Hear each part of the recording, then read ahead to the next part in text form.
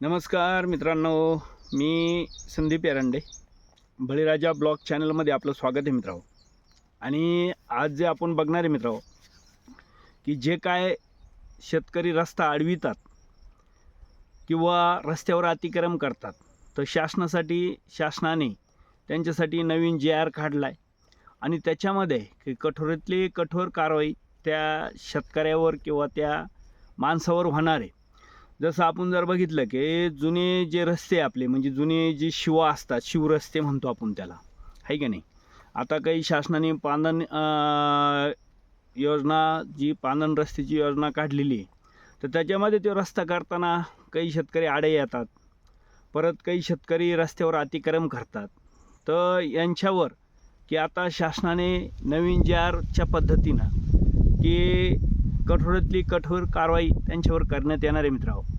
तर ती नवीन JR काय शासनाने काढला आहे ते आपण थोडक्यात बघणार आहे. आणि दुसरी गोष्ट काय मित्रांनो, की रस्ता हा सर्वांसाठी लागतो, हे सर्व शेतकऱ्यांना आपण ध्यानात घेतलं पाहिजे. पण आपल्यापैकी काही शेतकरी असे मित्रांनो, की ते रस्त्याच्या कडाला दगडं लावून ठेवतात, आहे का नाही, लावतात.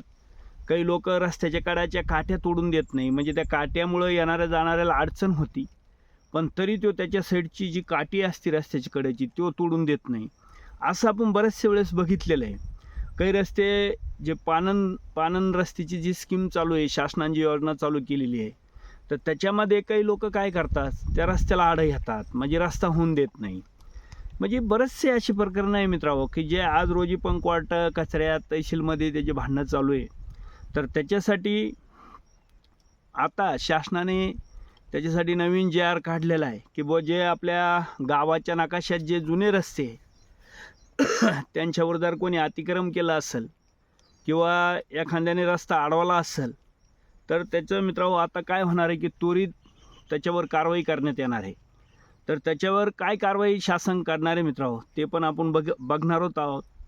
पण त्याच्या आधी मित्रांनो, की एक विचार करायसारखी गोष्ट आहे, की आपण शेतमालासाठी आपल्याला रस्ता आवश्यक आहे.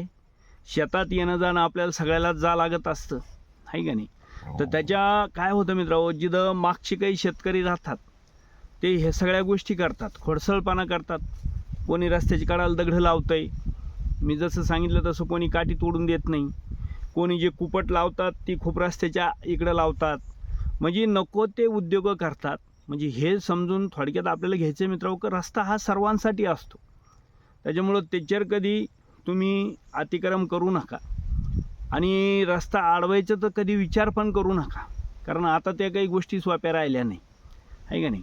आता सध्या आपले जे महसूल मंत्री आहे बावनकुळे साहेब, ते यांनी नवीन JR असा काढला मित्रांनो, का जर का शेतकऱ्यांना एखादा रस्ता अडवला तर त्याला 7 दिवस आधी नोटीस दिल्या जाईल. तहसीलमार्फत त्याला नोटीस दिल्या जाईल, तलाठीमार्फत त्याला नोटीस दिल्या जाईल. 7 दिवस त्याची वाट बघणार, की त्यानं जर स्वतः तो रस्ताला अतिक्रम जर काढून घेतलं किंवा रस्ता होऊन दिला तर त्याच्यावर कोणतीही कारवाई ते शासन करणार नाही. पण 7 दिवस झाल्यानंतर जर तुम्ही रस्ता काढला नाही किंवा ते अतिक्रम काढलं नाही, तर शासन तुमच्यावरती कारवाई करणार आहे मित्रांनो. तर तुमचा जो फार्मर ID आहे आणि जे आपलं आधार कार्ड आहे, आता हे आधार कार्ड काय मित्रांनो, की आपल्याला कुठं पण लागतं आहे, त्याच्याशिवाय आता आपल्याला कोणतीही स्कीम मिळत नाही, ही पहिली गोष्ट ध्यानात ठेवा.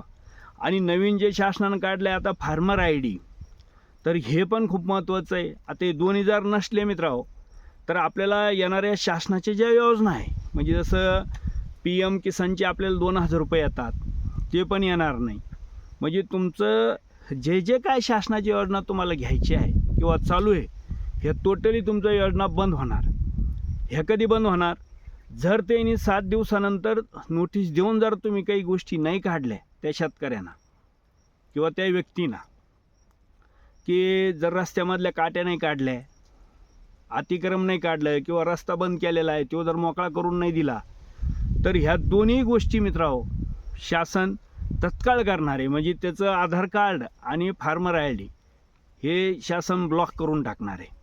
त्याच्यामुळे ह्या ज्या गोष्टी मित्रांनो, आता हे लक्षात ठेवायचं, की कायदा आता कठोर झालेला आहे आणि आपण रस्ता अडविताना पहिला हा विचार करायचा,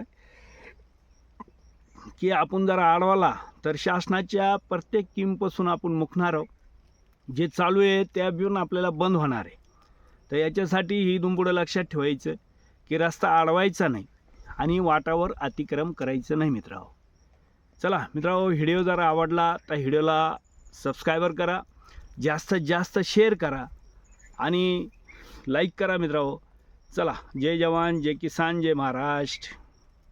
भेटू मित्रांनो पुढच्या व्हिडिओमध्ये.